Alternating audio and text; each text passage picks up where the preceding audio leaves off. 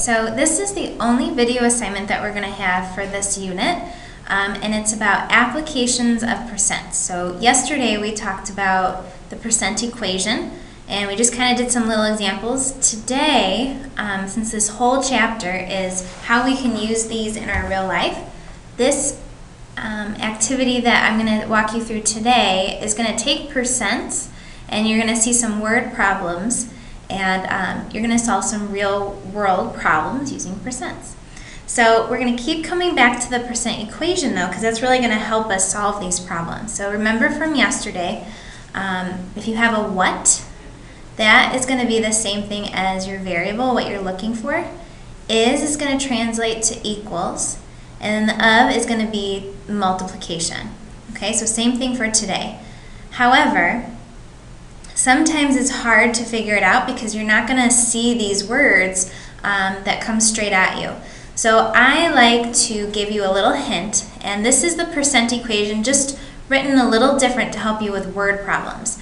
So if you can remember that the percent of the whole is the part, that's really going to help you with these word problems. So we're going to keep coming back to it. Whenever I talk about the percent equation, this is essentially the same thing. It's just going to be the percent equation for word problems. You're also might see something where you're not really sure what these are. So it could also be the percent of the original is equal to the new. So you're probably like, what the heck are you talking about? But once we get into these word problems, these are really going to help us figure out what our percent equation is. Okay? All right.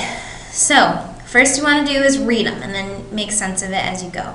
Your upcoming science test is worth 75 points. How many points do you need to earn in order to get a B minus? So this is the type of problem that students ask me all the time. So this is something that could be helpful in your own life here.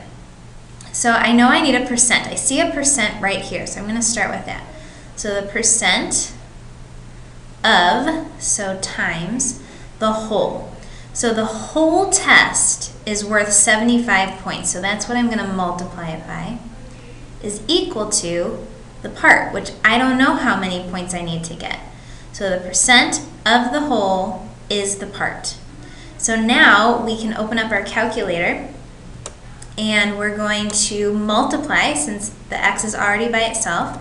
So 0.8 times 75, you can do this on your own if you don't need me here. So that would mean I would need 60 points on my test out of 75 in order to get a B minus. Okay, so as simple as that. All right, next problem. Let's read it first. There are approximately 1,800 students at Prairie Ridge. On Friday, Spirit Day, 990 students wore the Spirit colors. What percent of the student body dresses up in Spirit Way? So I'm going to go back to my percent equation. This is what I'm going to follow. So I start with the percent. I don't know the percent. It says what percent. So I'm going to start this time with an x. Of the whole. So the whole amount of students, the total number of students at Prairie Ridge is 1,800, is equal to part of the student body. So 990 students wore those colors. So now I've set up my percent equation. So I can solve for x by doing, oops, I kind of jumped the gun here. So to get x by itself, I'm going to divide both sides by 1,800. So 990 divided by 1,800 is equal to 0.55, but you know it has to be a percent, so 0.55 as a percent is going to be 55% of students wore spirit wear. And that makes sense because it's like half the students wore those spirit colors. Okay? Alright, this last one is a little tricky. So I'm going to actually skip this one so we can get to everything in here. I'm not going to take all your time. But please remind me that we need to do this one together as a class. This might be a good opener for us tomorrow. So please, if you could, remind me that we need to do number 3. If you remind me, I will give you 10 raffle tickets. So please remind me. Let's jump to the second part of our lesson today dealing with percents, which has to do with interest. Now this might seem kind of random that I'm throwing this in here, but interest is something that deals with percents, and you will have to deal with it if you have a bank account, savings account. I deal with it all the time. If you remember from last year, interest is something that when you have a bank account, the bank gives you money for keeping your money in the bank. So you could earn a certain percent of interest just by having your money sitting in the bank. So it's a really nice thing. It could be bad though if you're buying a car like my husband and I are. If you have a loan, you sometimes have to pay the bank interest for borrowing their money. So sometimes it could be a bad thing. So the simple interest formula that's going to help us with these percent real world problems. If you remember from last year, we did do this last year. Interest equals principal times rate times time. So the interest is always going to be money. Okay. Principal is money as well, but this is the money that you invest. So look for that word. Rate is going to be the percent, and time is just time. So it's going to be in years. Okay? All right, so let's do some of these problems. This is a simple one. It's not really a word problem yet. So I have my interest. So I'm going to write that first. My I comes first.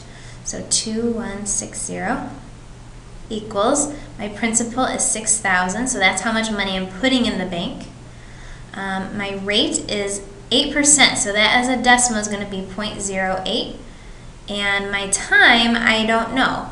So that's what I'm looking for. So I'm going to go to my calculator. I want to simplify my sides. So I have 6,000. You can do this without me if you know where I'm going with this. Okay, so I have 480, sorry, so 2160 equals 480 t. And then I need to continue to get t by itself, so I'm going to divide that 480 on both sides and figure out how much time I need to leave that money in the bank. So my time is going to be 4.5 years. I would have to leave my money in the bank before I could earn $2,000 of interest, so that's kind of a long time. Alright, so let's go ahead. I want you guys to try number 2 because it's not too bad. And let's go ahead and jump down to this tough one. It's a word problem and it's got some little tricks to it. So remember that your interest formula is I equals PRT. Alright, let's figure out what we have here. Here's my percent, so that's my rate. Here's my time. I received $72 in interest, so that's my I. And how much money do I have to invest or deposit? So I'm going to be looking for the P. So let's set up what I have. I have 72 as my interest. My principal is what I don't know, so I'm going to leave that like that. My rate is 0.08, that's a decimal. 9 months, it's not in years. So remember how many years are there? There's 12 months in a year, 9 of those. Okay, so this one's a little weird because you have that fraction. So we need to get P by itself. So we're going to do 9 divided by 12, okay, times 0.08. You can do this without me if you know where I'm going. So I have 72 equals P times 0.06. I'm going to divide both sides by 0.06. So 72 divided by 0.06. That's how much money I would have to invest in order to get $72 in interest. All right? So, oops, sorry. You might be like, what the heck did you just do, Mrs. Sanford? Lots of things coming your way in this video. I know it was kind of long. But we will definitely review all this tomorrow. So make sure you took some good notes in your note packet.